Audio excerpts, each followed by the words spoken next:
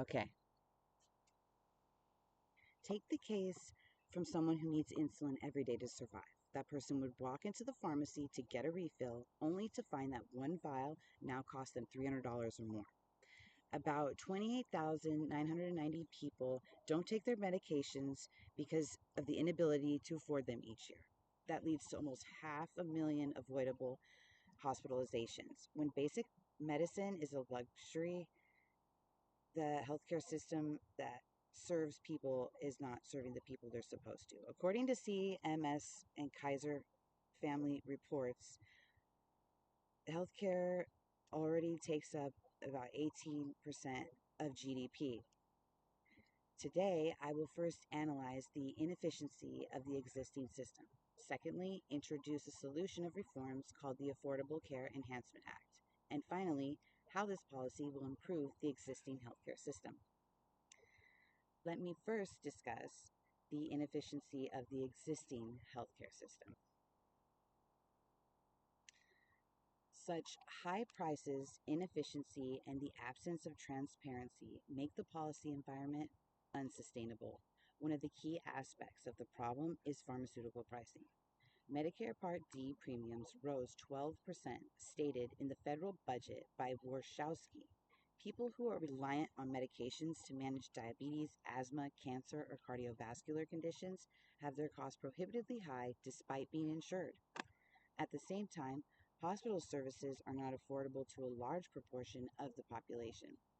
One inpatient day is about $2,800, and the loopholes of surprise billings still expose patients to bills they never agreed to, amounting to about 500,000 medical bankruptcies every year. Even individuals who have employer sponsored insurance have great burdens. Today, the deductibles are more than $2,000 on average, and almost 40% of middle income individuals now consider that they are not in need of a doctor's visit because of the initial payment. Paperwork and insurance claims eat up between 25 to 30% of the total spending, amounting to 1.2 trillion annually. The healthcare costs in the United States have been gaining momentum at a rate that is way above wages and household income. The average family insurance premium had soared to how Rodwin explains in his law school research paper, a crippling 24,000, and out-of-pocket spending increased by 15%. Flaws regarding pharmaceutical prices and unaffordability to the average family need improvement to reflect in terms of health, affordability, and equity.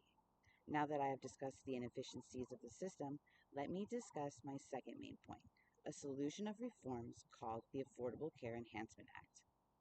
One potential way to improve our existing healthcare system is the Affordable Care Enhancement Act, or ACE Act.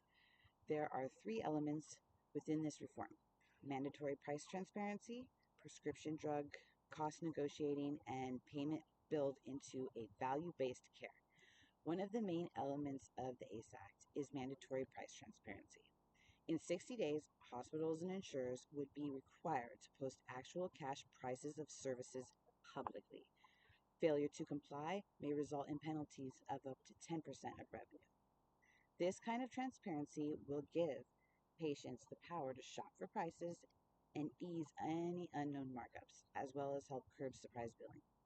The most important reform is the wideness of Medicare's power in negotiating drug prices. The ACE Act would make Medicare negotiate prices on the 100 most commonly used medications, and then comparing them to those in other nations. Rodwin, in his Negotiating Medicare Drug Prices, a new attempt to control spending research, assures this modification will save $200 billion alone in a decade. The ACE Act also changes the healthcare payments into a value based care.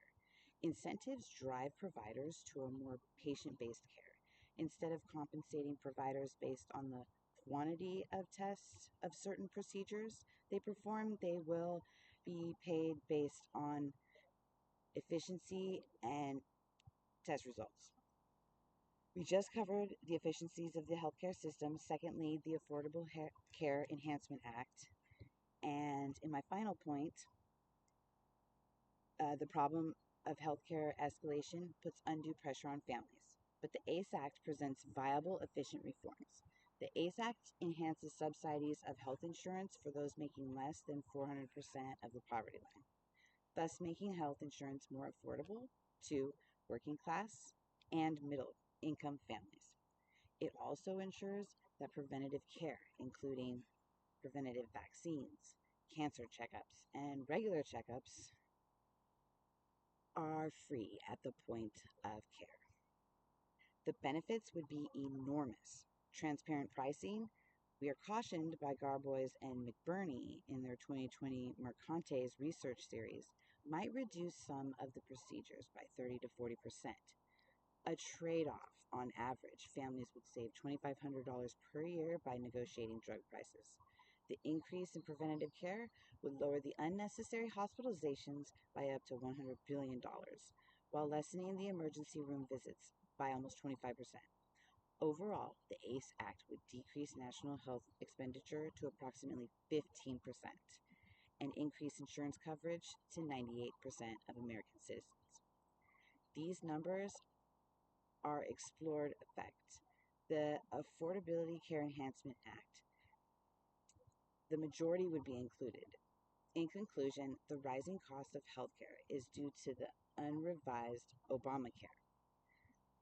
In 2026, we need to act. Thank you.